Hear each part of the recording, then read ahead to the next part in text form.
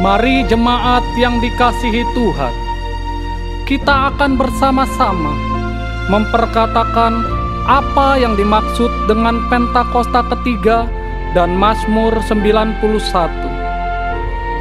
Apa yang dimaksud dengan Pentakosta ketiga? 1. Pentakosta ketiga adalah pencurahan Roh Kudus yang dahsyat di zaman ini, melebihi yang terjadi di Azusa Street. 2. Pentakosta ketiga akan mengakibatkan penuaian jiwa yang terbesar dan yang terakhir sebelum Tuhan Yesus datang kembali. 3. Pentakosta ketiga akan membangkitkan generasi Yeremia, yaitu anak-anak muda yang dipenuhi Roh Kudus, cinta mati-matian kepada Tuhan Yesus, tidak kompromi terhadap dosa, dan akan bergerak untuk memenangkan jiwa. 4. Pentakosta ketiga lahir di Indonesia dan bergerak ke bangsa-bangsa. Gerakan ini dari timur ke barat dan akan kembali ke Yerusalem. 5. Pentakosta ketiga akan memberikan kuasa untuk menyelesaikan amanat agung, dan setelah itu Tuhan Yesus akan datang kembali. Dan mari bersama kita sepakat dan percaya mendeklarasikan firman Tuhan yang tertulis dalam Mazmur 91.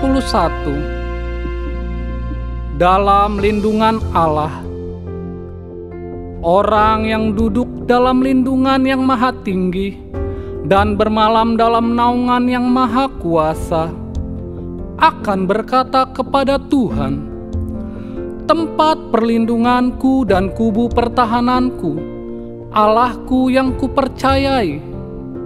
Sungguh, dialah yang akan melepaskan engkau dari jerat penangkap burung, dari penyakit sampar yang busuk.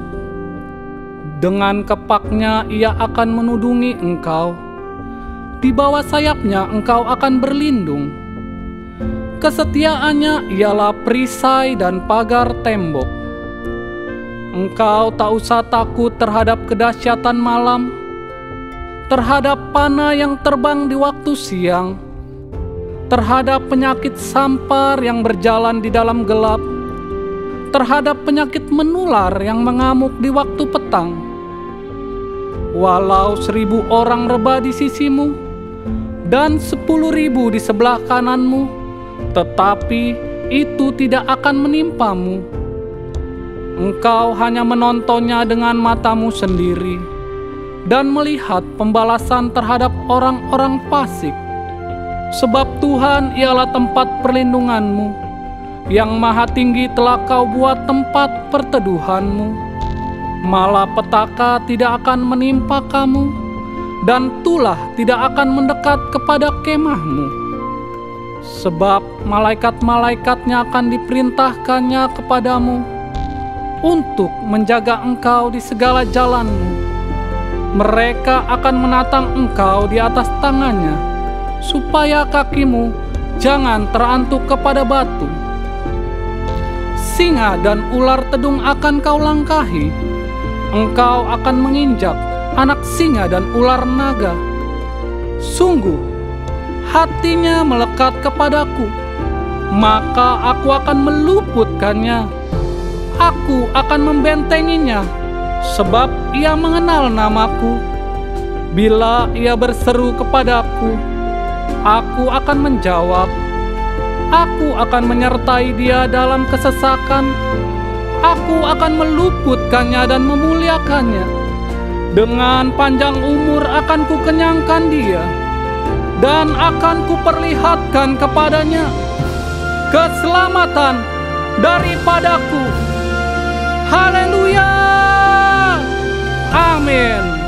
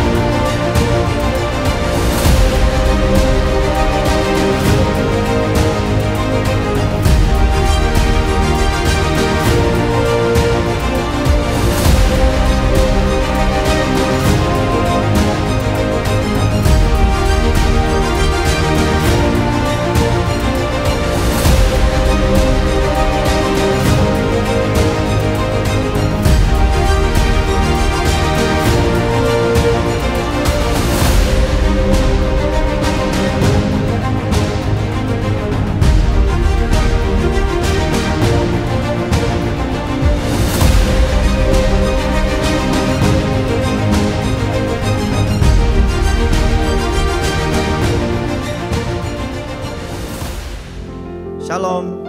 Shalom. Bapak Ibu, apa kabarnya? Saya percaya bahwa sukacita Tuhan selalu menyertai Bapak Ibu. Sebab anugerahnya Tuhan berjanji setiap pagi itu baru atas Bapak Ibu Saudara. Mari saya undang Bapak Ibu semua, kita bangkit berdiri. Kita akan memulai ibadah pada hari ini dengan doa syafaat. Bapa, sungguh kami mengucap syukur untuk hari ini, untuk kasih dan anugerah-Mu yang baru bagi setiap kami. Kami percaya itu baru dan segar bagi setiap kami. Dan kami percaya saat ini kami membawa persembahan yang terbaik Tuhan. Kami datang untuk beribadah kepada Engkau. Dan kami juga membawa bangsa kami Indonesia ke dalam tangan-Mu. Kami berdoa Tuhan, kiranya Engkau terus memberkati bangsa kami Indonesia. Engkau pulihkan bangsa kami Tuhan. Kami percaya Tuhan ada terobosan-terobosan yang baru terjadi atas bangsa kami Indonesia. Dan kami rindu Tuhan, bangsa kami boleh terjadi hujan keselamatan dan pertobatan. Sehingga seluruh rakyat Indonesia boleh mengaku Yesus adalah Tuhan dan Juru Selamat satu-satunya. Dan kami berdoa Tuhan untuk Bapak Presiden Prabowo dan juga wakilnya Bapak Gibran. Tuhan, Engkau yang terus menuntun pemimpin-pemimpin di bangsa ini. Kiranya Engkau terus memberikan rasa takut dan gentar akan Tuhan, mengambil setiap keputusan, kebijakan yang mendatangkan keadilan dan kesejahteraan bagi bangsa kami. Sehingga bangsa kami Indonesia menjadi bangsa yang maju, menjadi bangsa yang sejahtera, menjadi bangsa yang makmur. Terima kasih Tuhan. Juga kami membawa Gembala Sidang Pak Niko dan Gembala CK7 Pak Dr. Rianto. Tuhan, Engkau mengurapi hamba-hamba-Mu. Kami percaya Engkau telah memilih hamba-hamba-Mu dan Engkau terus pakai hamba-hamba-Mu ini ya Tuhan. Kami percaya Tuhan bahwa setiap langkah hamba-hamba-Mu Engkau akan sertai dengan tanda-tanda heran. Engkau memberkati kesehatan sempurna bagi Pak Niko dan Dr. Rianto. Dan kami percaya Tuhan bahwa dalam pengembalaannya juga Tuhan, Engkau akan membawa setiap kami menjadi umat yang layak di hadapan Tuhan. Berkati keluarga besar dan perlindungan-Mu atas keluarga besarnya. Terima kasih Tuhan. Juga kami berdoa untuk generasi Yeremia, di mana hari-hari ini Tuhan, generasi ini yang Kau janjikan Engkau akan curahkan Roh Kudus-Mu atas generasi ini. Mereka akan cinta mati-matian kepada Tuhan Yesus, tidak kompromi kepada dosa, dan akan terus bergerak untuk memenangkan jiwa-jiwa. Kami percaya Tuhan, CK7 akan lahir pemimpin-pemimpin muda yang akan membawa transformasi bagi bangsa ini, bagi gereja, bagi marketplace, dan akan membawa terang Tuhan dimanapun mereka berada. Terima kasih Tuhan. Inilah doa-doa kami di dalam nama Tuhan Yesus. Mari yang siap beribadah sama-sama katakan amin. Amin. Puji Tuhan, berikan tepuk tangan sorak-sorai bagi Tuhan yang dahsyat saudara. Puji Tuhan semuanya, shalom. Saya percaya di rumah Tuhan kita siap untuk menaikkan pujian, sebab kita menyembah Allah yang layak kita sembah, Allah yang layak kita tinggikan. Yang percaya mau diberikan tepuk tangan sorak-sorai bagi Tuhan yang dahsyat. Come on. Hey.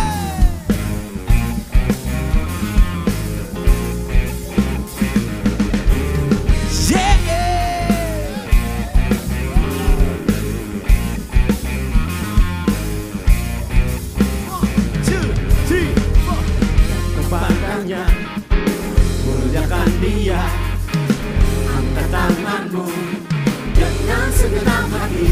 Dia layak, layak dipuji. Dia layak, layak dipuji.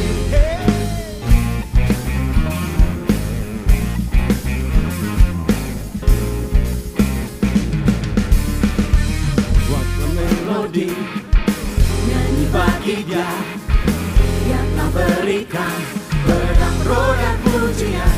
Dia layak, layak dipuji.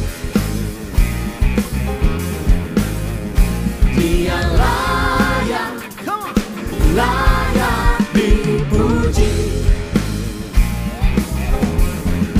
Sama-sama katakan layak untuk terima pujian, kemuliaan, kekuatan, bersujud di hadapannya, tinggikan namanya. Yeah, yeah, yeah, yeah, yeah. Mari bersama-sama saudara katakan pada Tuhan. Kepadanya muliakan Dia. Angkat tanganmu dengan segenap hati, Dia layak, layak dipuji. Dia layak, layak dipuji. Buatlah melodi, nyanyi bagi Dia. Dia telah berikan pedang roh dan pujian. Dia layak, layak dipuji. Dia layak, Dia layak, Dia layak, layak dipuji. Mari sama-sama kata saudara. Layak untuk terima pujian, kemuliaan, kekuatan, bersujud di hadapannya, tinggikan namanya. Hey, tepuk tangan semua, come on. 1, 2, 3, come on. Datang padanya dengan pujian, datang padanya, muliakan Dia. Datang padanya dengan pujian, datang padanya dengan sorak-sorai. Datang padanya, come on, dengan pujian, datang padanya, muliakan Dia. Datang padanya dengan pujian, datang padanya dengan sorak-sorai. Hey, come on music.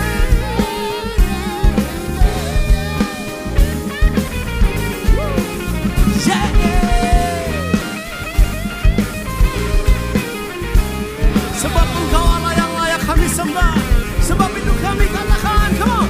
Dia layak, Dia layak, Dia layak, Dia layak, Dia layak, Dia layak. Everybody say that. Padanya Hey, muliakan Dia. Angkat tanganmu katakan dengan segenap hati. Dia layak, layak dipuji. yeah. Dia layak, Hey, layak dipuji.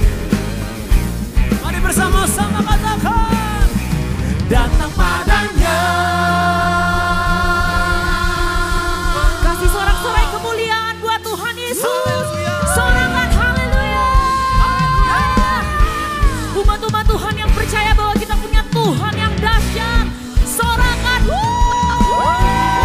Mari kasih tepuk tangan yang dahsyat.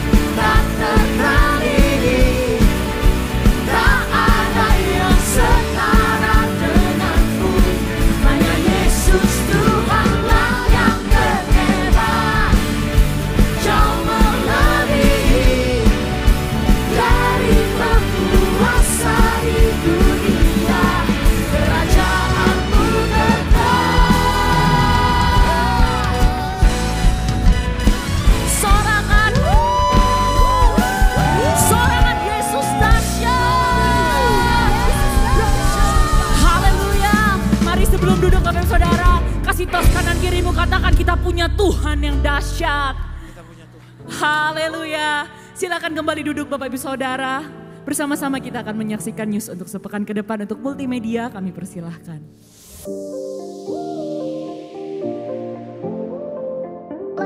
Shalom, berikut kami sampaikan beberapa pengumuman. Ibadah Raya Hari Minggu 16 November 2025 pukul 7, 9, dan 11.30 waktu Indonesia Barat dilayani oleh Pastor Tilly Lokman. Pukul 16.30 waktu Indonesia Barat dilayani oleh Evangelis Indri Padede. YBPRJ Mandarin, pukul 9 waktu Indonesia Barat dilayani oleh PDP Tirsa Juliana Wibowo. Ibadah Raya disertai dengan ibadah King's Kid, ibadah anak berkebutuhan khusus, Little Blessed Toddler, Sekolah Minggu, Joshua Generation Kids Church English Service, Sekolah Minggu Mandarin Service, Ibadah Junior Church Indonesian Service, 316 Youth English Service, dan ibadah 2 PM yang Adult and Couple Service.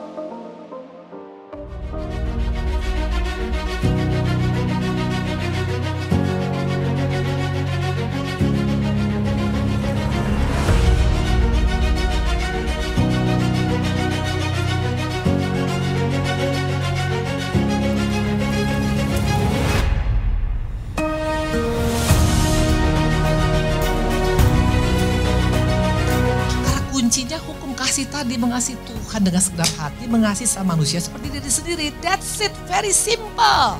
Love Him with your whole heart. Cintai Dia dengan segenap hatimu.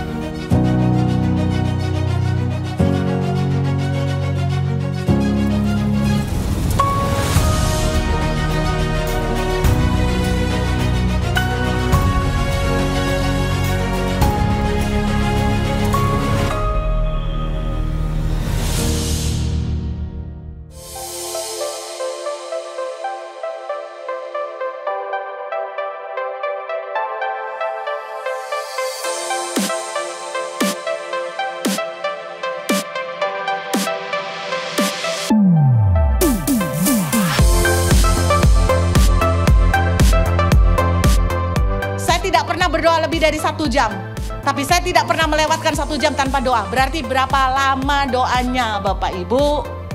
Dari situ saya mengerti doa membangun relationship dengan Tuhan. Bukan Anda duduk berlutut, lipat tangan, mata dipejamkan. Bahkan ketika Anda potong sayur, Anda ngobrol dengan Tuhan, hati ketemu dengan hati, itu pun membangun mesbah. Kalau dengan cara seperti ini, mungkin nggak kita membangun mesbah setiap hari?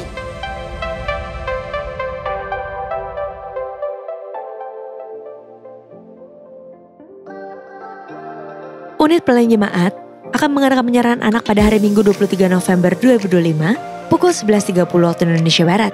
Bagi Bapak Ibu yang ingin menyerahkan anak-anak, harap dapat segera mendaftarkan diri.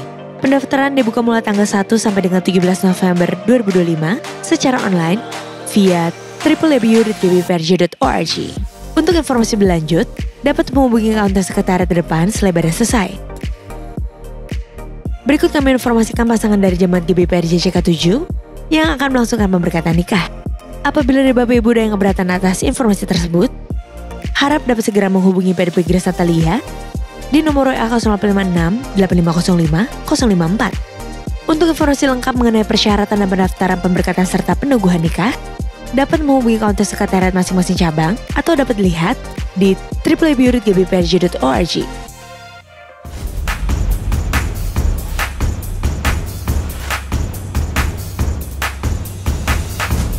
Menjadikan semua bangsa murid. Dan hanya murid yang bisa memuridkan.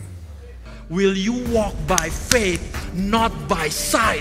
Tetap melangkah, walaupun berat, melangkah lagi. Karena peperangan bicara tentang berjaga-jaga. Bukan jadi santai, bukan biasakan, bukan lost begitu saja.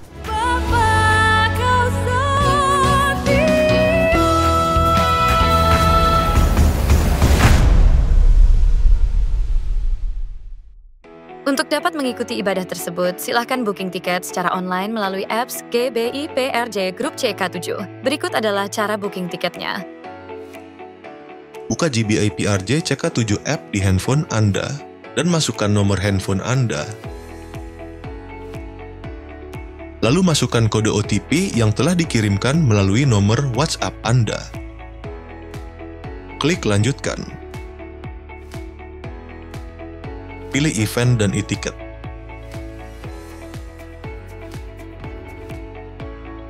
Klik register. Pilih jadwal ibadah yang Anda inginkan dan klik simpan. Jika Anda ingin menambahkan jiwa baru untuk ikut dalam ibadah, klik tambah. Masukkan nama dan nomor handphone dan pilih jadwal ibadah.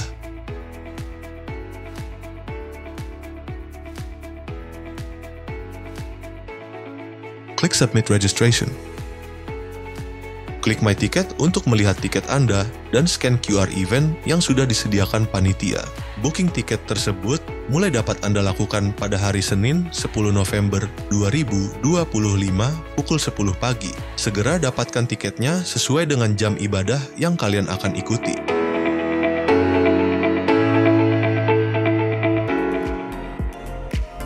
Untuk info lengkap seluruh kegiatan GBPRJ CK7, maka Bapak Ibu dapat follow sosial media GBPRJ baik di Instagram, TikTok, maupun Facebook. Sekian pengumuman pada hari ini. Terima kasih atas perhatian Bapak Ibu sekalian. Tuhan Yesus memberkati. Walaupun seringkali iman kami goyah Tuhan, tapi kami bersyukur bahwa kami punya Tuhan yang tidak pernah meninggalkan perbuatan tangannya dalam hidup setiap kami. Terima kasih Tuhan Yesus. Walau dunia berubah, namun kasih-Mu Tuhan tetap sama di hidupku. Kau setia dalam setiap rencana-Mu. Ku percaya hidupku dalam tangan-Mu.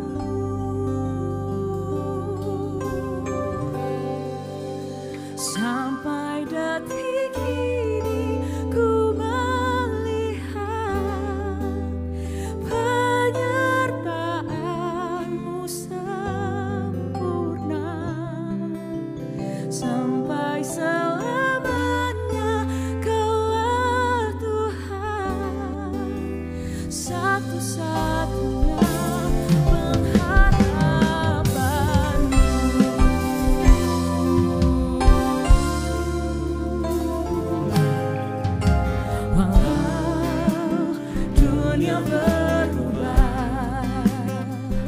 namun kasih-Mu Tuhan tetap sama di hidupku. Kau setia dalam setiap rencana-Mu. Ku percaya hidupku dalam tangan-Mu. Sampai detik ini ku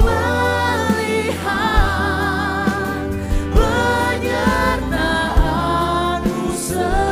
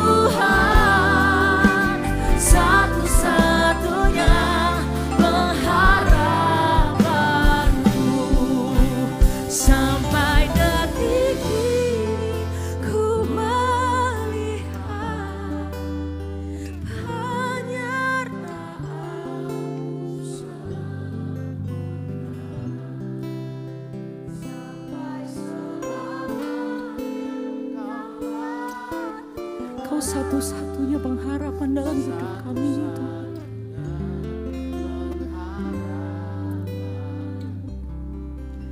Sampai detik ini ku melihat tidak satu hari pun Tuhan meninggalkan kami.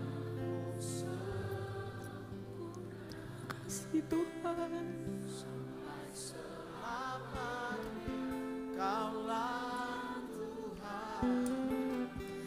Satu-satunya pengharapan. Sampai detik ini ku melihat sungguh penyertaan-Mu.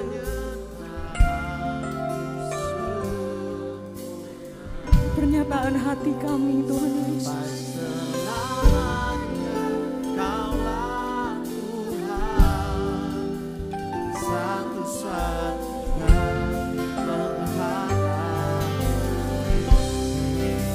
Sampai detik ini ku melihat sungguh penyertaan-Mu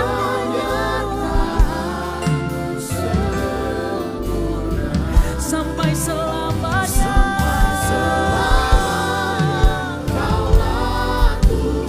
Sekalipun kami belum melihat Tuhan, kami nyatakan Kau satu-satunya pengharapan dalam hidup kami.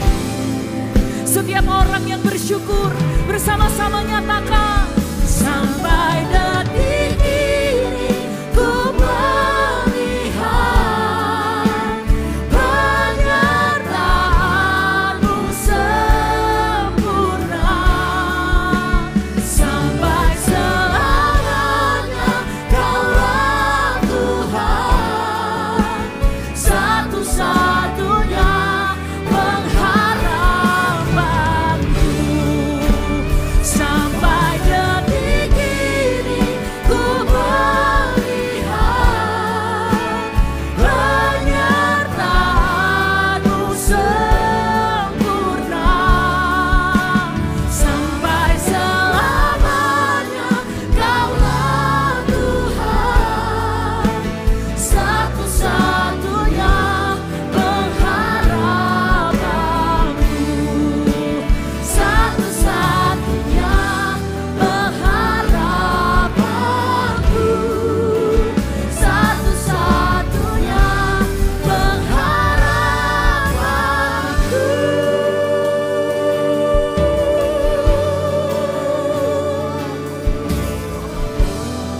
Sebab kami percaya pengharapan kami hanya ada di dalam Engkau, Tuhan Yesus.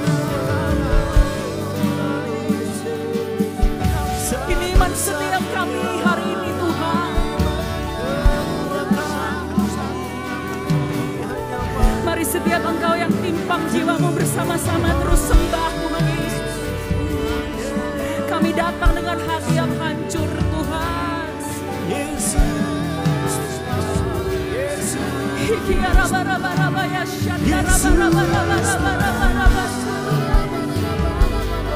Sebab kekuatan kami hanya ada di dalam hadirat-Mu, Tuhan Yesus. Fill me with your presence, Lord.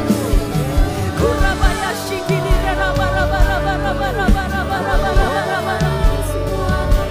Kurabaya shikini Kurabaya shikini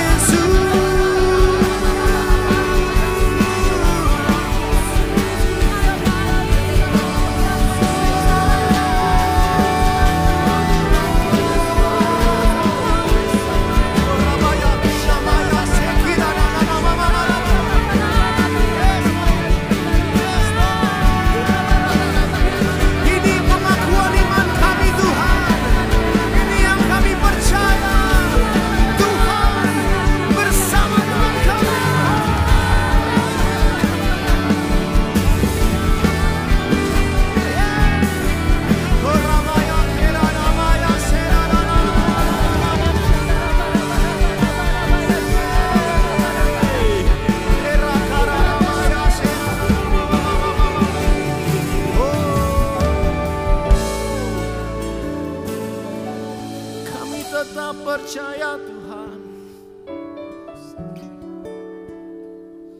Saudara, yuk ambil waktu momentum ini sama Tuhan ya saudara. Hari ini kalau mungkin kau sudah mulai capek, engkau sudah mulai letih dalam iman saudara. Maka hari ini saudara, dengan iman engkau terus memandang Tuhan, engkau menyembah Tuhan. Bahkan kau bersyukur untuk apa yang Tuhan perbuat dalam hidupmu saudara. Ambil waktu ya saudara sama Tuhan, ya berdoa sama Tuhan. Yes. Yes. Ya. Yes. Wow. Yes. Yes. Yes.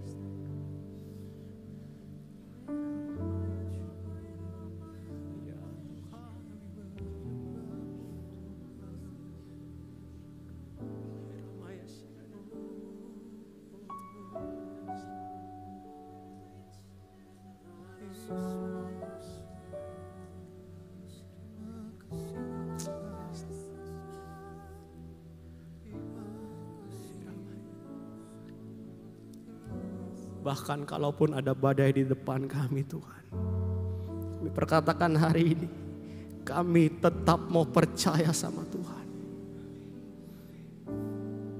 Kami angkat tangan kami, tanda kami percaya Tuhan turun tangan bagi kami Tuhan. Yes. Rabaya Shidadabaya. Oh Rabaya Shidadabaya. Yes. Yes. Oh yes.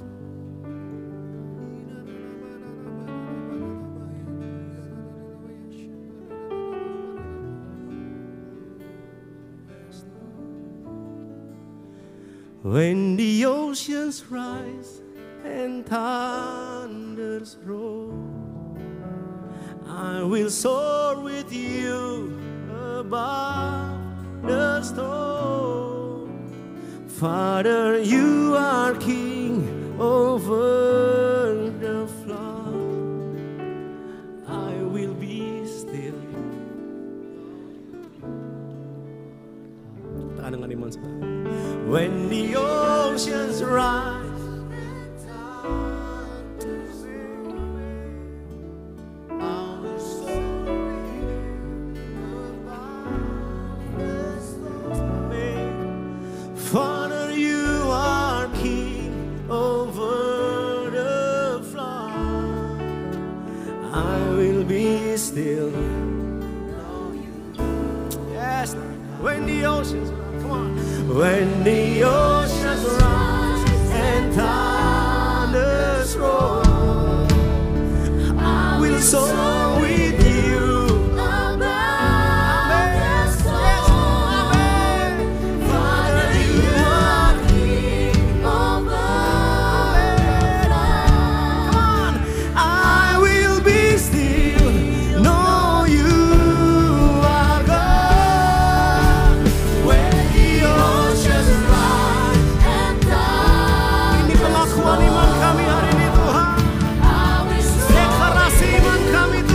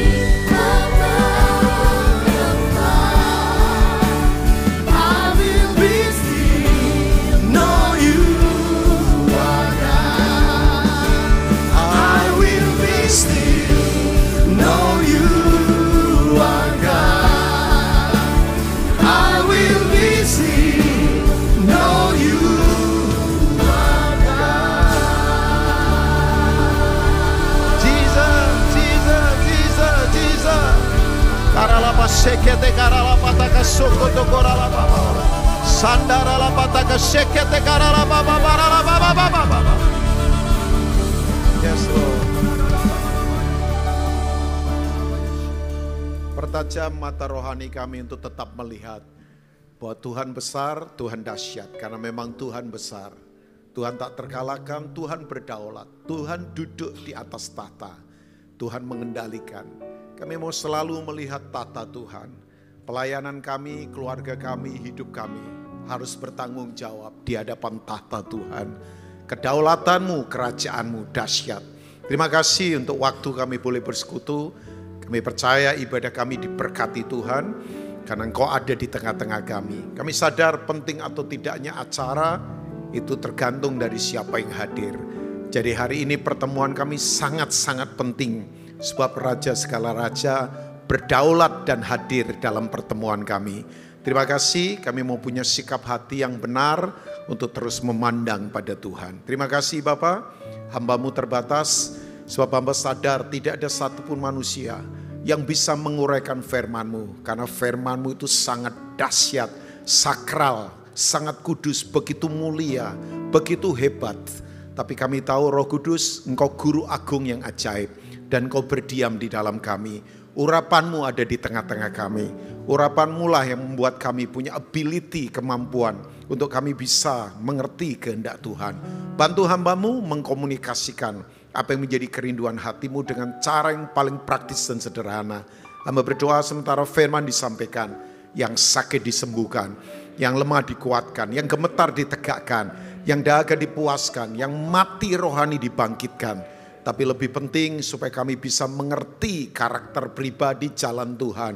Dan kami hidup sesuai seperti yang Tuhan mau. Jadilah kehendak-Mu di bumi seperti di sorga. Berbicaralah dalam dan bagi kemuliaan Tuhan Yesus, jemaat CK7 di Kemayoran ini yang mau mendengar dan melakukan firman Tuhan, mari katakan sama-sama. Amin. Amin. Silakan duduk kembali Bapak Ibu. Shalom Bapak Ibu. Apa kabar? Luar biasa ya. Oke. Nah, izinkan saya berbagi, ya sudah terbiasa datang di ibadah sore. Artinya dalam beberapa saat ini ya agak sering juga datang di ibadah sore. Nah, izinkan saya hari ini berbagi Bapak Ibu ya, sebuah pengajaran yang begini. Pengajaran ini gampang diajarkan salah. Ya, selain doa, ada juga pengajaran yang gampang diajarkan salah. Bisa saja orang mengajarkan doa dengan cara yang salah. Misalnya, orang Kristen kalau doanya seperti kayak orang nyembah berhala, ya itu salah. Ya, doanya hanya fokus pada diri sendiri terus ya. Pada memuaskan keinginan. Makanya banyak orang Kristen doanya jadi nggak efisien karena itu terus yang dia kejar. Yakobus katakan itu kan, kamu berkelahi berseteru ya karena kamu tidak berdoa. Atau kamu berdoa tapi doamu untuk memuaskan keinginanmu. Ya, jadi kelihatannya doa, tapi doa yang diajarkan dengan cara yang salah. Atau dimengerti dengan cara yang salah. Nah, saya ingin mengajak kita begini, mari ketaatan jangan sampai dengan cara yang salah. Nah, ketaatan yang salah itu dasarnya karena tradisi agamawi, kebiasaan tanpa pengertian. Ya, Paulus berkata ini Paulus katakan, aku itu sungguh-sungguh taat dulu, sungguh-sungguh tapi sungguh-sungguh salah. Jadi bisa saja ada orang sungguh-sungguh, tapi bisa saja sungguh-sungguh salah karena kurang pengertian. Nah, coba kita lihat 1 Petrus pasal pertama, mungkin mulai ayat yang kedua, coba kita lihat. Atau mulai ayat yang pertama boleh. 1 Petrus 1 ayat yang pertama sampai ayat yang kedua dari Alkitab kita. Ya, let's see. Ini yang Petrus katakan kan. Nah ini. Dari Petrus, Rasul Yesus Kristus kepada orang-orang pendatang. Ya, ini para musafir ini kayak kita. Kita kan memang di dunia ini ya lagi perjalanan kan. Karena nanti kita akan menuju ke langit dan bumi yang baru. Yang mau katakan amin? Ya langit dan bumi yang sekarang ya pasti akan diganti nanti. Nah, langit bumi yang baru tempatnya di sini atau di mana? Saya nggak tahu, jangan tanya saya. Karena itu ada the great secret, rahasia besar yang kita nggak tahu. Tapi pasti akan ada. Ya, nah ini dia. Yang tersebar di Pontus, Galatia, Kapodakia, Asia Kecil, Bitinia, ini wilayah-wilayah di daerah Turki dan sekitarnya, kita tahu itu ya. Nah, ayat berikutnya berkata begini. Yaitu orang-orang yang dipilih. Saudara dipilih. Orang tanya begini, dipilih dulu atau dipanggil dulu? Dipilih dulu. Kenapa ada panggilan? Sebab jatuh ke dalam dosa. Makanya dipanggil lagi supaya menjadi orang pilihan.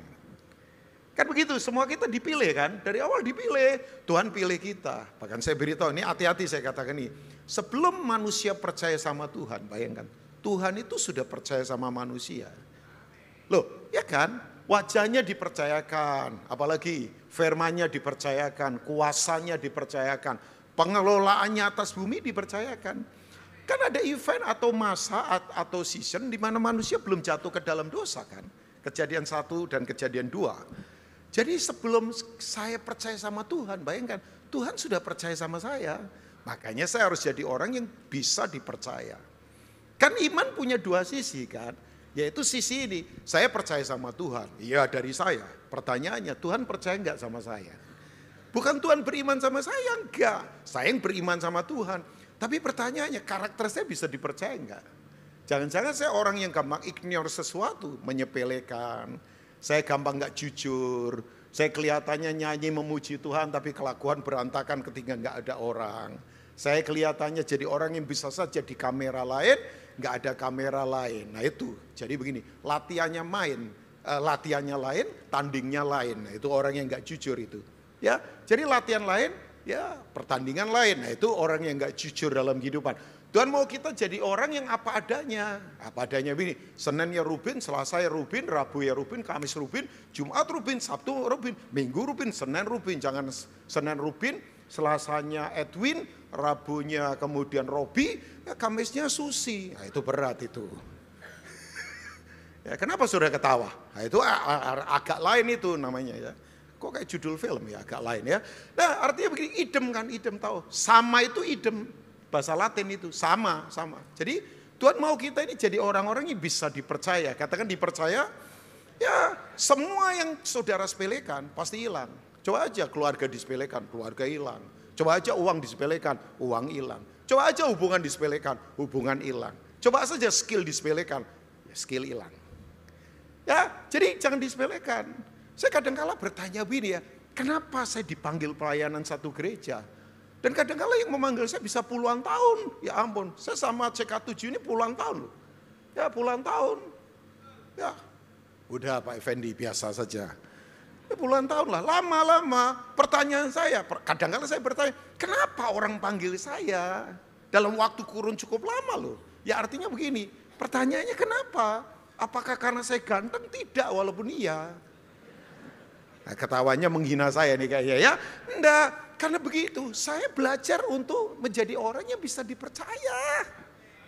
Ya, misalnya nggak nyolong duit, nggak deketin orang kaya untuk dapatkan sesuatu di satu jemaat. Enggak lah. Mau cari apa? Ya, tulus saja udah. Nah, itulah pengelolaan. Dimulai dari diri kita. Pernah lihat gak ada orang gelarnya tinggi, tapi pemarah, suka nipu, apa-apa menyepelekan. Ya enggak pernah jadi orang. Walaupun sudah orang. Saya nggak tahu jadi apa dia. Ya. Oh ya, makanya saya yakin ya ada orang mungkin gak bergelar karena keadaan keluarga, keuangannya mungkin terbatas. Tapi dia kelola sopan santun, dia kelola kepercayaan, dia kelola hubungan. Ya, saya lihat ya ada orang-orang yang sukses loh walaupun gak bergelar. Ada orang-orang gelarnya tinggi, tapi menghidupi diri sendiri saja minta bantuan orang lain. Ya, Pak Jack setuju gak Pak Jack? Ya, setuju ya. Pak Jack mau sembunyi di mana? Saya kenal Pak Jack. Jadi Pak Jack ada di tengah. Oh iyalah, tapi artinya coba lihat. Nah itu, jadilah orang yang memang, nah ini. Saya ngajar yang praktis saja lah.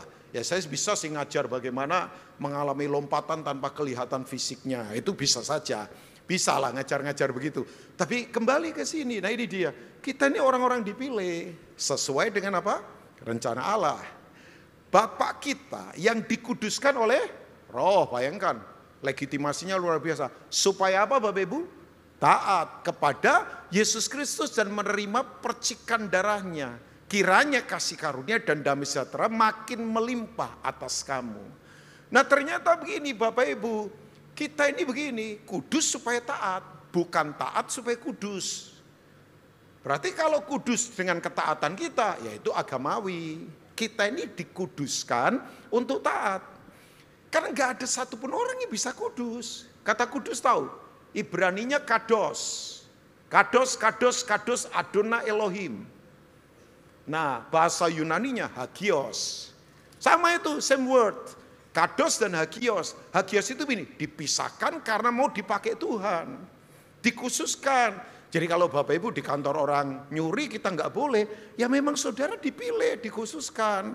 Anak muda, sementara sekarang orang pacaran bisa free sex, hubungan seks di luar pernikahan. Orang berkata biasa saja. Saudara nggak boleh, ya karena saudara dikuduskan. Ya memang ada harga. Ya, loh, ikut Kristen itu enggak murahan, sorry ya. Ikut Kristen itu kemudian enggak sembarangan. Ikut Kristen itu enggak kemudian tipu sana tipu sini. Enggak. Ikut Kristen itu memang bayar harga. Kok mulai sedih nih denger ini kayaknya ya, enggak apa-apa lah ya. Nah, memang betul karena nyawa pencipta kita mati mendirikan gereja. Sorry ya, gereja bukan milik manusia. Gereja itu milik Tuhan Yesus. Gereja yang membangun Yesus Kristus. Gereja itu nyawanya Yesus. Masa kita mau main-main sama nyawanya Tuhan? Ya enggak lah. Ya kan? Jadi begini, kita kudus supaya taat. Jangan dibalik. Bukan karena kita taat supaya kudus. itu berarti usaha kita. Makanya kalau ketaatan cara agamawi, nanti enggak enak. Sebab ini, ada orang taat tapi sombong. Oke, Kolose 2 ayat yang keberapa ini? Coba kita lihat. Ini Rubin Ong kalau datang mengganggu kenyamanan kita kayaknya ini. Saya memang suka mengganggu kenyamanan, sebab kenyamanan pembunuh iman nomor 1. Loh, benar. Sudah tahu nggak kenapa kenyamanan pembunuh iman? Kapan orang nyaman nggak lagi bergantung Tuhan? Makanya tadi Granito nyanyi lagu ketika semuanya bergejolak, ya bagus. Karena begitu kan. Kenyamanan membuat orang tidak bergantung sama Tuhan. Sama uang, sama fasilitas. Ya, saya juga takut ini kalau gereja CK7 jadi nyaman. Ya kan? Nyaman. Ya kan? Enak lah, musik keren, tempat duduk sejuk. Ya cenderung dingin sih. Ya saya berharap saudara nggak jadi dingin, wajahnya banyak yang dingin juga ternyata ya. Nah kan enak kan, coba kurang apa? Kursi empuk, bayangkan. Ya pendetanya keren-keren, ya kan? Tim musiknya keren. Ya keren semua, keren semua. Cuman saya takutnya orang jadi nyaman. Nah kalau nyaman ribut di dalam, ributnya enggak penting. Ribut cuma soal pakaian, ribut cuma makanan, ribut cuma soal posisi pelayanan, ribut cuma soal apa, bayaran berapa misalnya. Tapi saya berharap nggak ke sana sih ya. Oh ya, karena itu nyaman. Nyaman itu nanti ributnya nggak penting. Padahal di sana itu banyak orang sedang mati tanpa Tuhan. Keadilan dikoyak-koyak, bayangkan orang miskin ditindas, hukum muncul terbalik, semuanya berantakan. Ayo wake up calling untuk gereja ini, bangkit.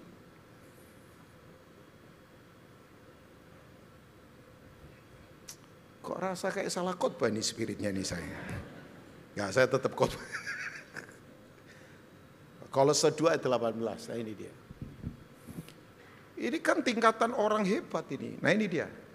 Janganlah kamu biarkan kemenanganmu, hupernikau, kata aslinya. Kata more than a conquerors, lebih dari para pemenang ini.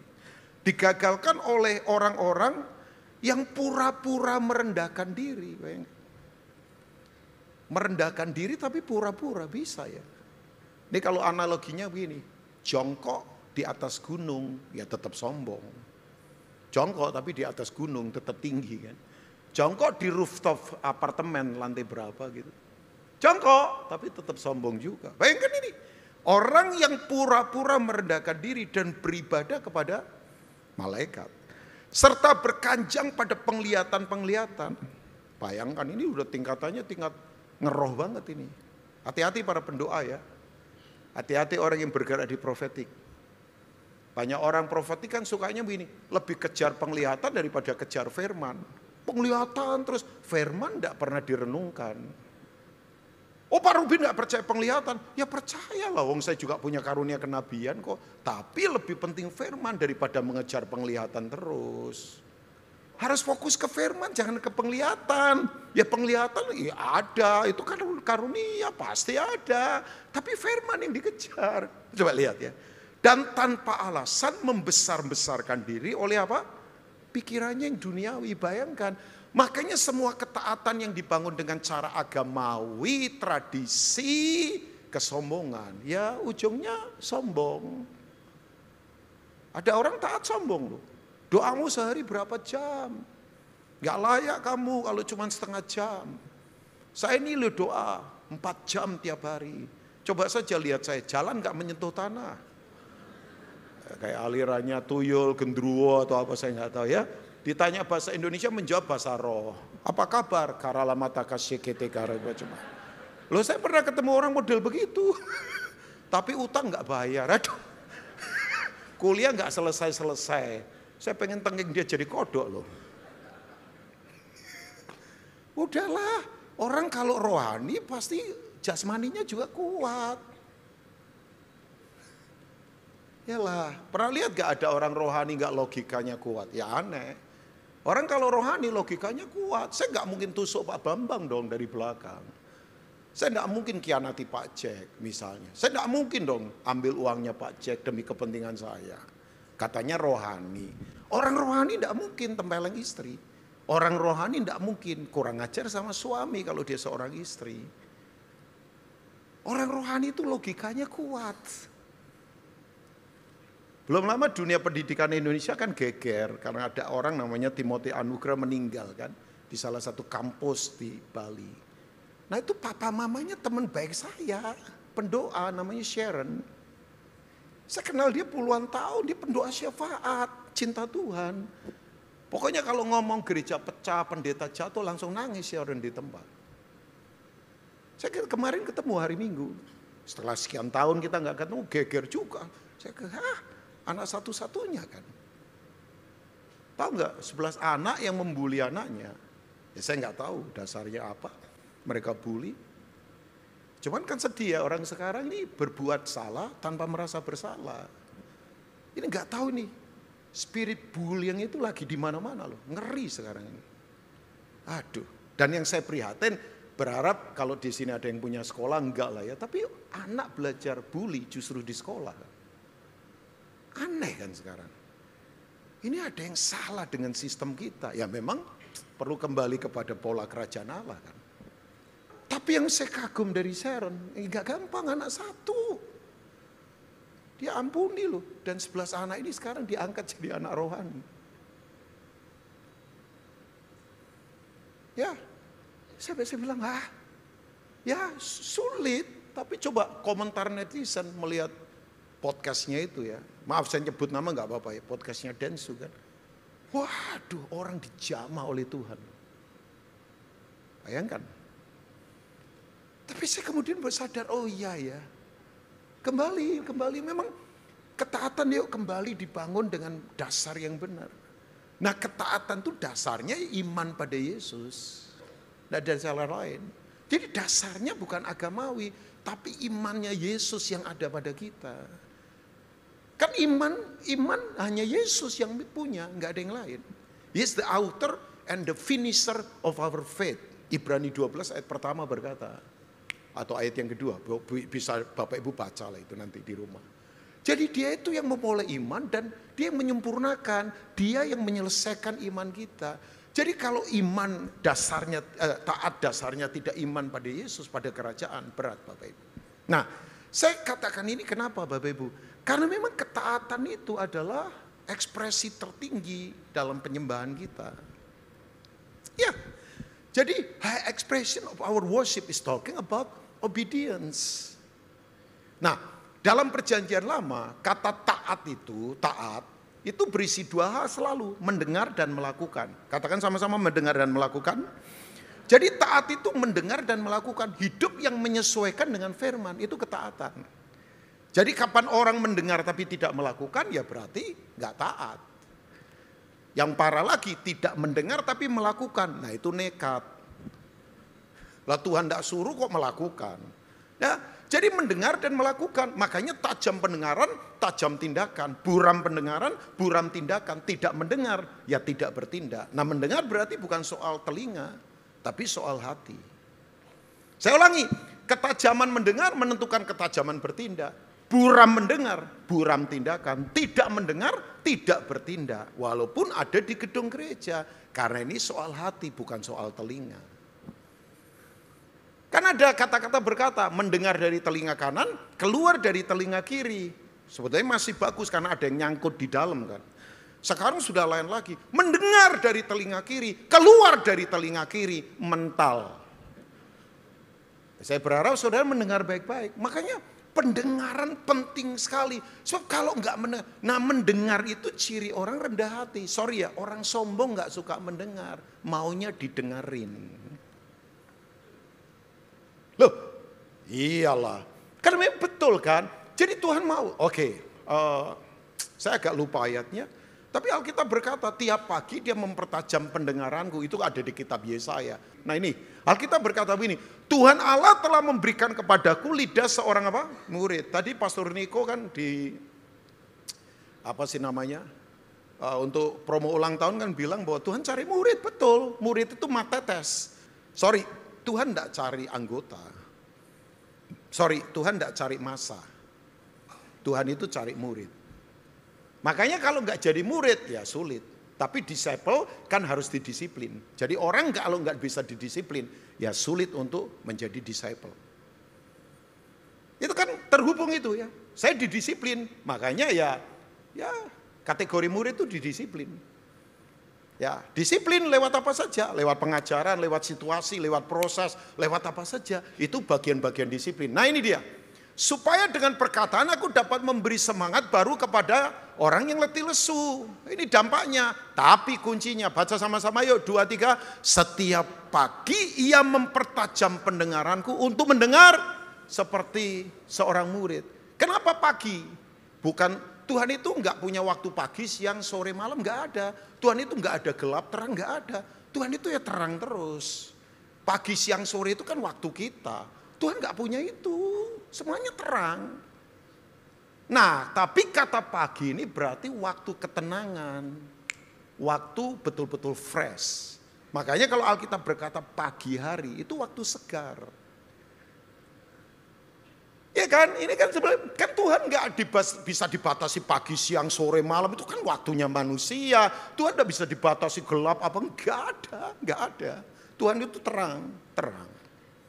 Nah kalau tadi ngomong pagi berarti ya ini waktu yang menyegarkan. Ini lawatan ini, ya itu. Jadi setiap pagi yang mempertajam pendengaranku untuk mendengar seperti seorang murid. Nah ternyata orang taat itu mendengar dan melakukan. Ya. Kamu kok nggak kedengeran suaranya? Nggak apa-apa sih.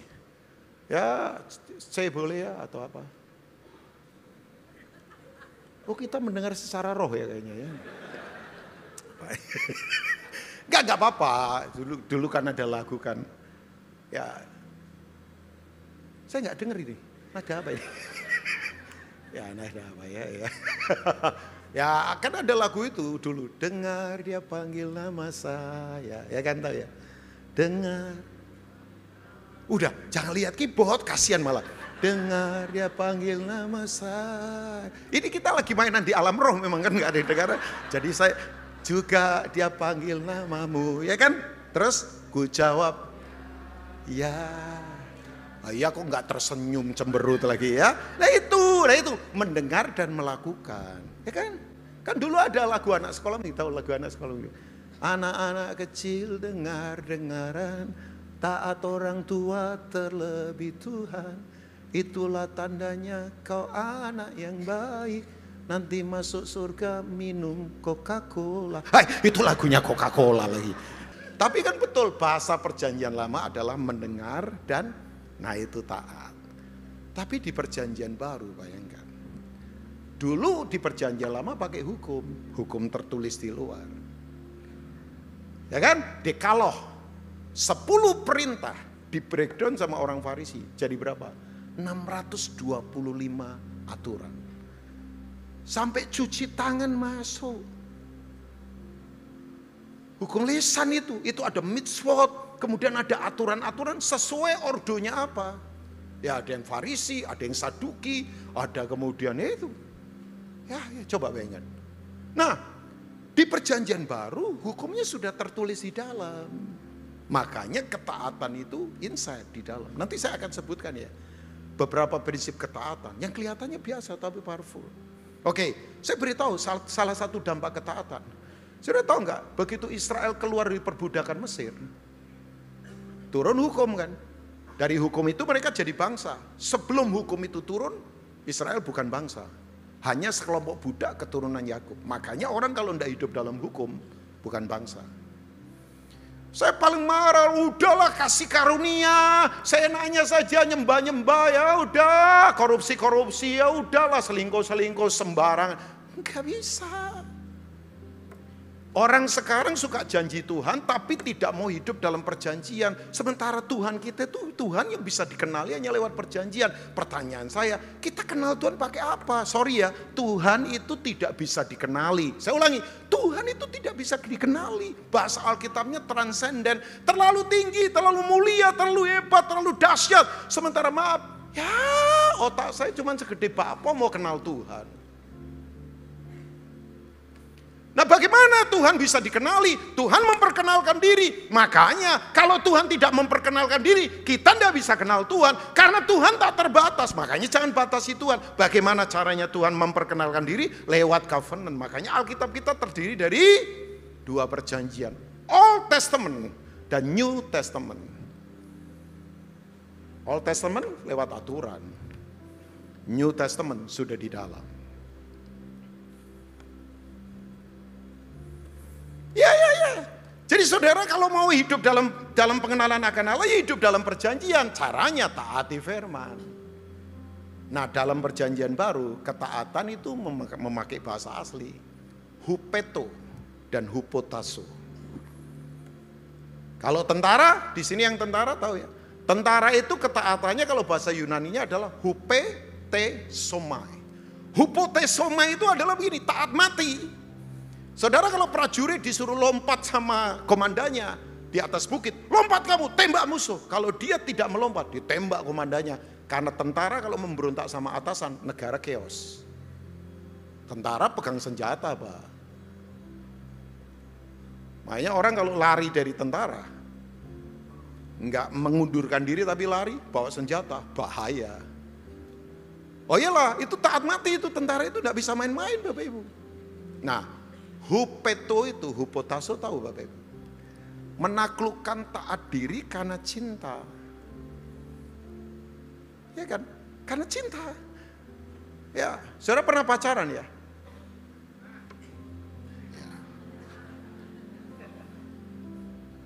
Jangan tanya saya yang semangat berapa jumlahnya saya nggak tahu ya. Ya kita pernah pacaran lah. Kan ada cinta monyet, ada cinta gorila. Ada cinta apa? Ya kita pernah pacaran. Saya masih ingat banget. Sebelum saya nikah sama istri saya ada di satu kota yang ke tempatnya dia Yogyakarta. Itu kira-kira 3 jam naik sepeda motor. Jadi berangkat 3 jam, balik 3 jam. Ya lumayan itu. Ya. Nyampe rumah total 6 jam. Begitu nyampe rumah, lawatan Tuhan kuat sekali. Kenapa? Saya bergetar. Sebab kan kena angin itu. Weh, udah seneng kan ketemu pacar, bayangkan. Ngobrol terus. Ciri orang pacaran pasti ngobrol terus. Makanya coba kalau duduk di kafe, ada pria wanita datang diem-dieman. Setengah jam, 1 jam, wanitanya beresin lipstik, prianya baca-baca apa begitu. Saya jamin mereka pasti sudah kawin. Udah, enggak perlu tebakan apapun, saya jamin mereka sudah nikah. Udah, saya jamin udah, enggak perlu karunia profetik untuk melihat itu, percayalah. Ya. Sudah tahu, ngobrol. Balik, ya pegel-pegel juga. Pacar saya bilang, seneng lu aku ketemu kamu. Aku juga. Ya kan? Kayaknya sehari enggak ketemu kamu seperti 1000 tahun lamanya. Aku juga. Makanya pacaran tuh asik ya. Diri itu dihargai. Jadi rasa ganteng, rasa keren gitu. Padahal ya biasa saja kan sebenarnya. Loh, kita ini kalau dicintai seseorang itu kan asik ya. Asik. Makanya orang kalau tidak merasa dicintai, bisa jadi pembunuh besar. Bisa jadi teroris besar. Karena rasa nggak dicintai dalam hidup. Rusak. Sesuatu yang nggak dicintai bahaya banget. Yang saya tahu Tuhan cinta kita. Amin. Di sini jangan ada yang merasa nggak dicintai Tuhan loh. Tuhan cinta kita. Kegagalan kita bukan identitas kita. Identitas kita adalah anak-anaknya Tuhan. Gagal cuma salah satu fase dari sebuah siklus kehidupan, biasa aja lagi. Tapi kalau ada yang kaya, nggak usah sombong. Itu salah satu fase dari perputaran hidup kok. Loh, kalau di sini ada yang gagal, itu bukan identitas saudara. Identitas kita anak-anak Allah. Makanya jangan doa dengan identitas kita. Doalah dengan identitas Tuhan. Nggak tahu menangkap atau tidak. Ya yang ngantuk ngangguk-ngangguk saja lah pokoknya. Yuk tangkap sesuatu ya Bapak Ibu malam ini. Nah saya beritahu buat Bapak Ibu. Ujungnya tahu nggak pacar saya? Aku seneng lu. Besok kan kosong ya. Saya lihat ya kosong sih. Kenapa? Datang lagi dong. Loh. Kan baru datang, saya hitung uang bensin, saya hitung makan sama dia, aduh 1 bulan ini agak berat ini. Tapi tahu nggak tahu kenapa ada kekuatan otoritas yang begitu tak terbatas. Yang membuat seorang Rubin Ong sebagai pendeta pengkhotbah, sebagai seorang gembala bisa menaklukkan diri pada cinta seorang wanita dan berkata, bisa! Itu asap keluar dari hidung, dari mulut, dari kuping, udah revival terjadi. Betul-betul. 6 jam lagi. Nah, pertanyaannya kenapa? Pertanyaannya, I agree to follow what he said to me. Nah saudara masih nggak setuju dengan apa yang Yesus katakan. Kalau enggak ya saudara nggak cinta Tuhan. Makanya barang siapa mengasihi aku, dia akan mentaati perintahku. Barang siapa tidak mengasihi aku, dia tidak akan mentaati perintahku. Jadi kalau orang penuh kasih, ketaatannya penuh. Kalau orang tidak ada kasih, nggak ada ketaatan. Kalau orang separuh kasih, ya separuh ketaatan. Tapi separuh ketaatan sama dengan pemberontakan penuh. Taat itu total, nggak bisa separuh. Saudara masih follow Jesus enggak? Setuju dengan apa yang dia katakan lewat firman-Nya. Makanya kalau taat tidak karena menaklukkan diri karena cinta, berat. Ya kan? Jadi kalau ada orang memberontak, ya saya tahu dia enggak cinta Tuhan. Loh, saudaranya akan menaklukkan diri pada pribadi yang saudara sangat cintai. Either dunia atau Tuhan. Loh, pilihannya kan itu aja saudara. Jadi makanya taat. Harus kembali kepada sebuah hubungan. Nah sekarang saya akan tutup karena waktu. Masih boleh ya? Masih boleh. Masih ya? Ya kan setelah ini gak ada ibadah. Jadi selesai jam 10 malam oke juga Pak Bambang ya? Siap. Loh, oke. Kan biarkan Tuhan bekerja. Ya tapi enggak lah, saya akan tetap on time. Sekarang saudara, ada beberapa hal tentang ketaatan ini. Ya, nah saya mau mengajak saudara yuk fokus ketaatan kita, ya keteladanannya Yesus, enggak ada yang lain. Oke, oh ya thank you, masih 5 menit cukup banget, cukup. Ya ini kalau Michael Jordan sudah selendang beberapa kali. Nah saudara, ketaatan kita teladannya cuma dia, nggak ada yang lain. Nah, saya cuma mau beritahu ini secara manusia ya. Yesus tuh muncul di Alkitab. Kalau saya coba hitung, itu hanya 5 tahun saja kira-kira di Alkitab. 1, dia muncul pertama kali di Efrata waktu lahir, dilahirkan oleh Maria. Setelah itu lari ke Mesir. Nah, tiba-tiba seperti jeda. Muncul lagi nanti di bait Allah. Usia bar mitzvah. 12 tahun akil balik, selesaikan Taurat. Ketinggalan, papa mamanya pulang Nazaret, dia masih diskusi dengan ahli agama. Tahu ya, saudara ya? Oke, selesai udah. Tiba-tiba setelah itu dia hilang. Muncul lagi kapan? Usia 30 tahun. Iya kan? Ya kan? Dia dibaptis di Sungai Yordan, mulai memanggil murid-murid yang pertama untuk para rasul, pelayanan. Dia sembuhkan orang, kasih bangkit orang mati, ya telinga orang yang tuli disembuhkan, ya orang buta melihat.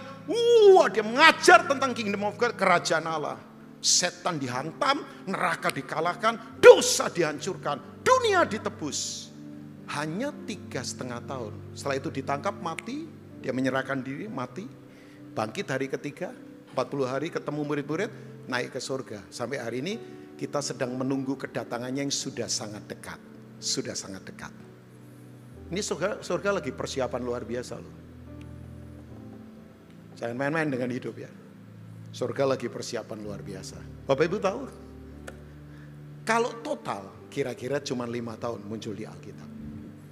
Nah pertanyaan saya, dari usia 12 ke usia 30, ada waktu 18 tahun.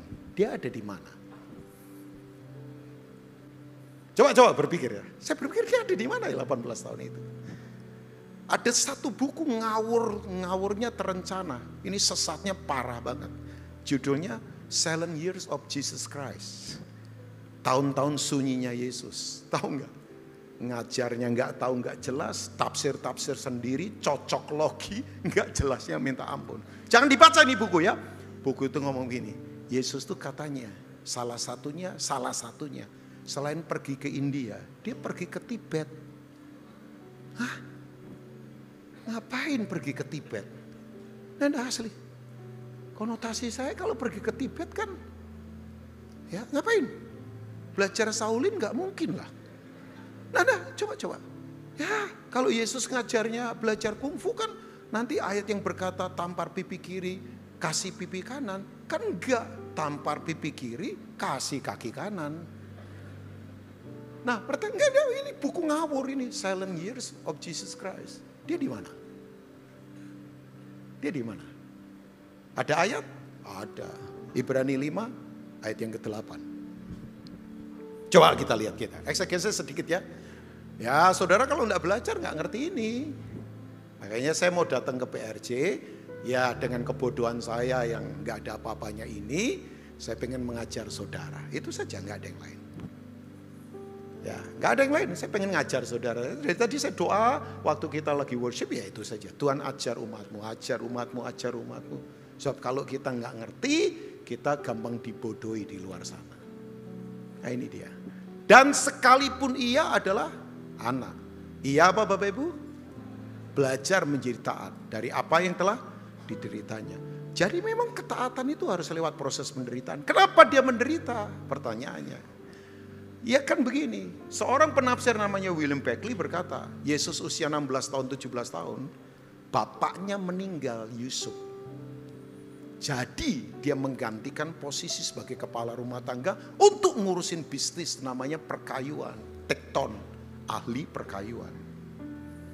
Kenapa dia menderita? Ya sistemnya, sistem korupsi, sistem kemudian nyogok di bawah meja, sistem kemudian berbohong, sistem ngurangi bahan, sistem apa saja. Romawi parahnya luar biasa. Makanya Bapak Ibu, jadi kalau Bapak Ibu berkata, Pak saya menghadapi sistem di luar sana. Benar itu susah loh Pak. Jujur itu nggak gampang sekarang. Ya itu. Saudara lihat teladannya Yesus.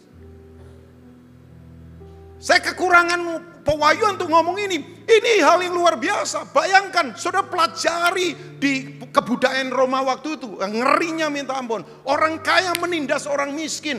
Pajak begitu luar biasa. Orang yang punya posisi hura-hura. Sementara ini kelompok orang kayanya menguasai. Ya semua menguasai. Tapi hanya sebagian kecil saja orang miskin yang punya kontribusi. Bayangkan. Jadi bayangkan pemungutan begitu luar biasa. Hura-hura, flexing, pesta pora, free sex, korupsi begitu luar biasa. Penindasan begitu luar biasa. Yesus ada di tengah-tengah sistem itu. Tapi yang saya kagum, dia belajar taat. Kalau menurut saya memang taat itu harusnya obscure. Nggak kelihatan, tapi dahsyat. Makanya taat nggak perlu flexing, ngapain? Saya doa setiap hari 3 jam. Saya doa setiap hari apa? Orang posting-posting waktu doa. Buat apa? Janganlah. Taat itu obscure saja. Nggak perlu kelihatan. Nggak perlu panggung. Nggak perlu. Nggak perlu aplaus dari manusia. Nggak perlu pujian. 18 tahun dia dipersiapkan. Ya, saya harus selesai karena waktu sudah habis. Ya, artinya memang akhir zaman segera tiba. Saya selesai dengan ini. Kenapa Tuhan mau kita taat? Katakan taat Bapak Ibu. Karena begini, Tuhan yang tidak kelihatan, itu mau kelihatan lewat hidup Bapak Ibu. Itu. Supaya dunia lihat Tuhan kita lewat ketaatan. Jadi saudara itu alatnya Tuhan. Supaya begini, yang unseen jadi seen. Yang tidak kelihatan, kelihatan. Saya misalnya tanya, saya harus selesai setelah ini. Kasih itu apa sih? Apa? Coba. Bro, kasih itu apa bro? Ya abstrak. Ya taat. Taat itu apa? Pengampunan itu apa? Abstrak. Kapan menjadi kenyataan? Waktu dipraktekkan. Kasih itu misalnya begini, misalnya. Pintu kesempatan terbuka, kita mundur, kita suruh orang lain masuk dulu. Kita belakangan. Nah itu kasih. Sementara kasih sekarang kan tahu saudara. Kasih sekarang humanisme. Kasih itu gini, gue dapat apa? Yang lain dikorbankan gak apa-apa, yang penting gue dapat apa. Ah itu bukan kasih. Jadi kasih akan terpraktekkan, pengampunan akan kelihatan waktu kita melakukannya. Karena kita wakilnya Tuhan di bumi ini. Dan tidak usah takut, di mana ada ketaatan, tembok Yeriko yang besar pun akan runtuh. Di mana ada ketaatan, air bisa jadi anggur. Di mana ada ketaatan, orang mati pun bisa bangkit. Di mana ada ketaatan, badai sebesar apapun langsung taat, tunduk pada pribadi yang dahsyat. God bless you all, jangan takut hadapi semua apapun pertempuran di luar, sebab orang taat selalu dibela oleh Tuhan. God bless you all. Mari bangkit berdiri bersama-sama. Yes Lord. Karalapataka syekete karalapapa. Ajaib Tuhan. Kiralapataka syekete kara. Jesus. Ajaib, ajaib.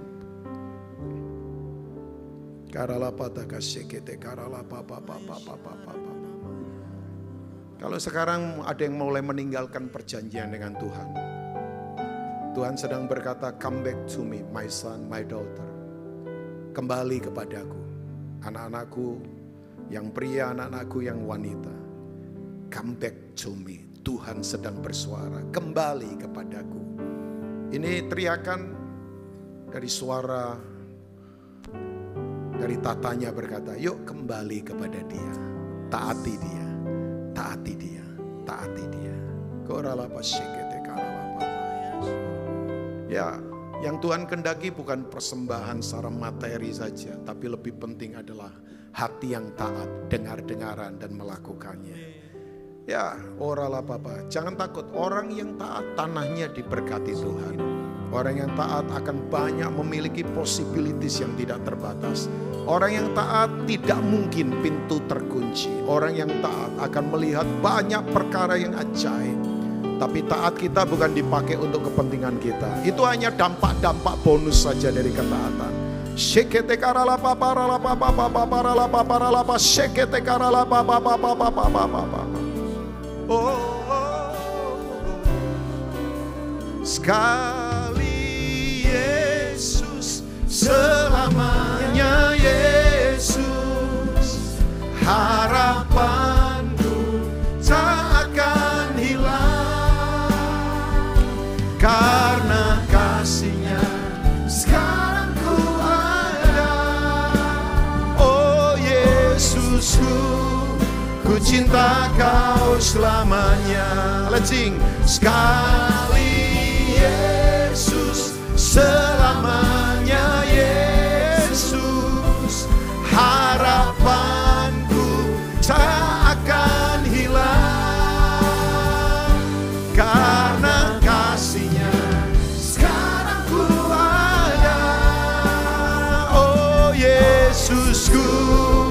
ku cinta. Sekali lagi boleh angkat kedua tangan bersama-sama. Sekali Yesus.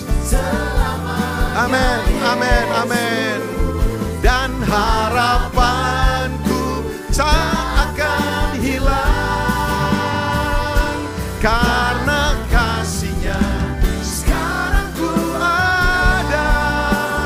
Oh Yesusku, ku cinta Kau selamanya, karena kasih-Nya sekarang ku ada. Oh Yesusku, ku cinta Kau selamanya, karena kasih-Nya sekarang ku ada. Oh Yesusku, ku cinta Kau selamanya.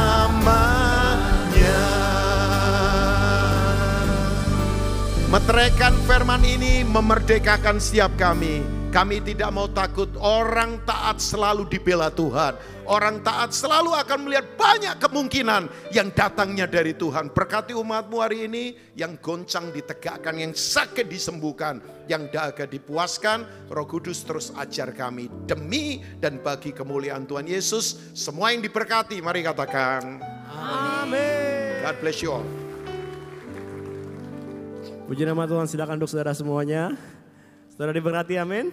Amin. Puji Tuhan, atas nama Gembala, seluruh pengerja dan jemaat mengucapkan terima kasih kepada hambanya Pendeta Robin Ong. Terima kasih untuk firman Tuhan, berkati Bapak dan juga keluarga berlimpah-limpah. Baik, puji nama Tuhan saudara, di kesempatan sore hari ini dengan sukacita kami menyambut bagi saudara yang baru pertama kali hadir. Kalau ada yang baru pertama kali hadir di GBPRJ, bolehkah saudara angkat tanganmu, dengan sukacita kami menyambut. Apakah ada yang baru pertama kali hadir?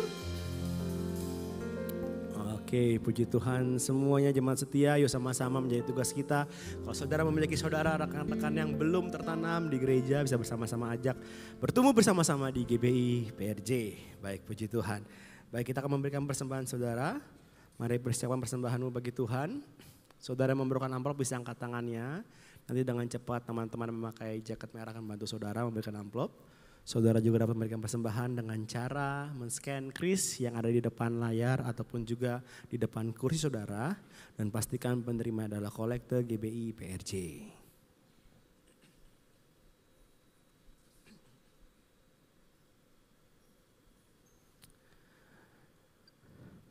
Baik saudara, kami juga menghimbau saudara semua untuk tidak meninggalkan tempat ini sebelum kita menerima doa berkat. Yang mau boleh katakan amin. Baik, puji Tuhan. Saya undang saudara dengan hormat, mari sama-sama kita bangkit berdiri. Kita akan berdoa deklarasi untuk persembahan dan juga nanti akan ditutup oleh doa berkat. Mari terlebih dahulu sama-sama saudara dengan iman kita deklarasikan doa persembahan kita. Mari kita berdoa saudara. Bapa, kami bersyukur untuk semua berkat-Mu Tuhan. Kami membawa persembahan sebagai wujud syukur kami. Kami percaya dengan iman. Kami menerima kesehatan, keluarga, bisnis, pekerjaan dan kuliah yang terbaik. Ini adalah waktu memberikan persembahan. Di dalam nama Tuhan Yesus sama-sama kita katakan amin. Segalanya yang ku miliki, semuanya daripada-Mu kan ku bawa. Persembahanku yang terbaik hanya bagi-Mu. Bersama-sama yang satu hati katakan pada Tuhan. Segalanya yang ku miliki, semuanya daripada-Mu kan ku bawa. Persembahanku yang terbaik hanya bagi-Mu kan ku bawa. Persembahanku yang terbaik hanya bagi-Mu. Shalom Bapak Ibu semua, sebelum kami tutup ibadah sore hari ini, saya akan menyampaikan beberapa pengumuman. Yang pertama, untuk jemaat yang sudah ber-KKJ dan juga mendownload aplikasi apps GBIPRJ hari Senin tanggal 10 November jam 10 pagi sudah dapat mengambil tiket HUT. Bagi Bapak Ibu yang ada kesulitan atau kendala untuk mendownload aplikasi apps, kami juga sudah menyediakan di counter depan untuk membantu Bapak Ibu. Dan juga untuk jemaat yang belum ber-KKJ, tetap diberikan kesempatan untuk dapat mengambil tiket HUT untuk ibadah yang ke-1, ke-3, dan ke-5. Bapak Ibu juga bisa hadir di counter depan yang telah kami sediakan. Dan yang kedua yang ingin saya sampaikan, ada pesan dari Gembala kita Dr. Yanto Sibkoputra, bahwa beliau, Gembala kita, sangat rindu bahwa setiap kita dapat menjadi pelaku firman. Kita selalu setiap hari untuk membaca Alkitab. Itu pesan Gembala, dan juga Gembala juga berpesan setiap kali kita mendengar firman Tuhan yang dibawakan oleh hamba Tuhan, sekiranya kita fokus dan juga memberikan respon. Itu saja yang disampaikan. Kita sekarang akan tutup dalam doa. Mari kita berdoa. Tuhan Yesus yang baik, kami ucap syukur dan terima kasih Tuhan atas setiap penyertaan-Mu di sepanjang kehidupan ini ya Bapa. Kami ucap syukur atas berkat-berkat yang telah Kau limpahkan dalam kehidupan kami. Dan pada saat ini Tuhan, kami ucap syukur dan terima kasih atas firman yang telah Kau tabur melalui hamba-Mu, Bapak Pendeta Rubin Ong ya Bapa. Kami berdoa untuk hamba-Mu, kiranya Kau terus urapi ya hamba-Mu ya Bapa. Kau pakai lebih dahsyat lagi Tuhan. Kau berkati berlimpah-limpah Tuhan. Kau jaga, Kau lindungi untuk kesehatannya Tuhan, keluarganya Tuhan, keluarga besarnya Bapa. Terima kasih Tuhan Yesus. Kami juga berdoa untuk jemaat-Mu yang hadir di tempat ini. Kiranya yang sakit Kau sembuhkan ya Bapa. Yang terikat Kau lepaskan. Yang lemah Kau kuatkan ya Bapa. Yang terbeban masalah keluarga, bisnis, usaha, pekerjaan, Kau pulihkan Tuhan Yesus. Kau berikan kesempatan-kesempatan yang baru, peluang-peluang yang baru. Apapun yang dilakukan Tuhan, biarlah Kau buatnya berhasil dan beruntung. Terima kasih Bapa. Sebelum kami pulang, kami akan mengangkat tangan kami untuk menerima berkat yang terbaik daripada-Mu. Jemaat kasih Tuhan, terimalah berkat yang berlimpah-limpah dari Allah Bapa, kasih karunia sempurna dari Tuhan Yesus Kristus, serta persekutuan manis dengan Roh Kudus menyertai kita mulai saat ini sampai Maranatha, bahkan untuk selama-lamanya. Mari kita yang percaya dan sudah diberkati, sama-sama katakan amin. Tuhan Yesus berkati. Shalom semuanya. Di dalam Voice of Pentecost hari ini kita akan membahas seorang tokoh yang luar biasa di dalam Alkitab. Dia adalah Musa. Terbukti 65 kali Alkitab mencatat bahwa Tuhan berbicara dan berfirman kepada Musa. Dan tidak ada nabi lain di dalam Alkitab yang sama seperti Musa. Nah, bukankah sebagai seorang percaya kita rindu untuk terus intim dan dapat bercakap-cakap dengan Tuhan? Karena itu, mari kita sama-sama mempelajari beberapa kualitas dari seorang nabi yang sangat menginspirasi dari zaman ke zaman secara singkat. Yang pertama, Musa memilih hidup dalam kebenaran. Dalam Ibrani 11 ayat 24-26 dijelaskan, karena iman, maka Musa setelah dewasa menolak disebut anak putri Firaun. Karena ia lebih suka menderita sengsara dengan umat Allah daripada untuk sementara menikmati kesenangan dari dosa. Ia menganggap penghinaan karena Kristus sebagai kekayaan yang lebih besar daripada semua harta Mesir. Sebab pandangannya ia arahkan kepada upah. Yang kedua, Musa rela diproses Tuhan. Setelah Musa melarikan diri dari tanah Mesir, ia hidup dengan sangat berbeda di tanah Midian sebagai pendatang. Selain itu, Musa juga mengalami perjumpaan pribadi dengan Tuhan dan mengenal Allah secara pribadi. Pengalaman-pengalaman ini adalah proses yang Musa jalankan untuk mempersiapkan dirinya menjadi pemimpin atas umat pilihan Tuhan. Musa meresponi perintah Tuhan untuk membawa dan mengajar bangsa Israel hidup dalam destiny yang sudah Tuhan tetapkan, yaitu menjadi bangsa yang sulung, yang akan beribadah kepada Tuhan dan yang akan melahirkan juru selamat. Musa sadar bahwa kehidupan dan apapun yang ia miliki adalah untuk menghidupi panggilannya. Yang ketiga, Musa taat penuh kepada Tuhan. Ketaatan adalah suatu ciri khas kepemimpinan dan gaya hidup dari Musa. Saat ia menerima perintah atau firman dari Tuhan, ia akan sampaikan kepada banyak orang. Dan setelah itu, ia pastikan agar perintah itu dilakukan dengan baik. Dalam berbagai kesempatan, Musa hanya mau mengambil tindakan jika memang Tuhan perintahkan demikian. Ini adalah suatu sikap penundukan diri yang luar biasa kepada Tuhan. Musa selalu menempatkan Tuhan sebagai pemimpin utama atas bangsa Israel, dan ia sebagai hambanya. Yang keempat, Musa selalu ingin adanya penyertaan Tuhan. Ketika bangsa Israel melakukan penyembahan kepada patung lembu emas, Tuhan memutuskan bahwa ia tidak akan berjalan bersama bangsa Israel ke tanah perjanjian, tetapi malaikat yang akan menuntun mereka. Apa reaksi Musa? Dia menolak untuk dituntun oleh malaikat, tetapi hanya mau dituntun oleh Tuhan. Musa bahkan menolak untuk disuruh berangkat dari padang gurun Sinai ke tanah perjanjian jika bukan Tuhan sendiri yang memimpin dia dan bangsa Israel. Musa menunjukkan bahwa bagi dia, penyertaan Tuhan adalah segala-galanya. Yang kelima, Musa mengejar hadirat Tuhan sekalipun ada resiko. Musa pernah meminta untuk melihat Tuhan di dalam kemuliaannya. Pada zaman itu, permintaan ini sangat beresiko, karena siapapun yang melihat Tuhan beresiko mati, karena karya salib Kristus belum terjadi. Pendeta Tommy Tenney dalam buku God Chaser menuliskan bahwa jika kita ingin benar-benar melihat Tuhan, kita harus siap mati. Mati atas keinginan duniawi, mati atas hasrat dosa, dan hidup bagi Kristus. Yang keenam, Musa bersyafaat bagi bangsanya. Salah satu tindakan Musa ketika Tuhan begitu marah kepada bangsa Israel yang melakukan dosa adalah dia bersyafaat bagi bangsa Israel. Bersyafaat artinya berdiri di hadapan Allah, memohonkan doa secara sungguh-sungguh bagi orang-orang tertentu. Tindakan syafaat Musa akhirnya membuat Tuhan mengubah keputusannya.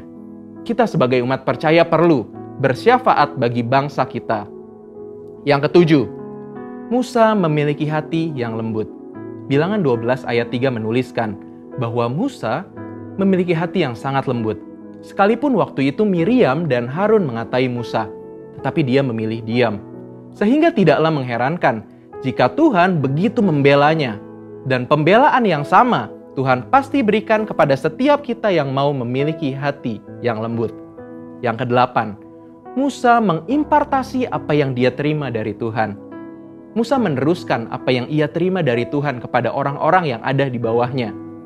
Musa mengajari Yosua semua hal yang telah ia terima dari Tuhan, termasuk mengimpartasikan kepenuhan roh untuk mempersiapkan Yosua menjadi penerusnya. Jadi, kita sudah mendengar kualitas Musa yang patut kita contoh. Kita percaya saat kita melakukan apa yang Musa lakukan, maka kita pun akan menerima berkat yang sama. Saudara, untuk penjelasan lebih lengkapnya dari tim teologi kami, jangan lupa buka link yang ada di atas atau scan QR Code yang tersedia. Tuhan Yesus memberkati.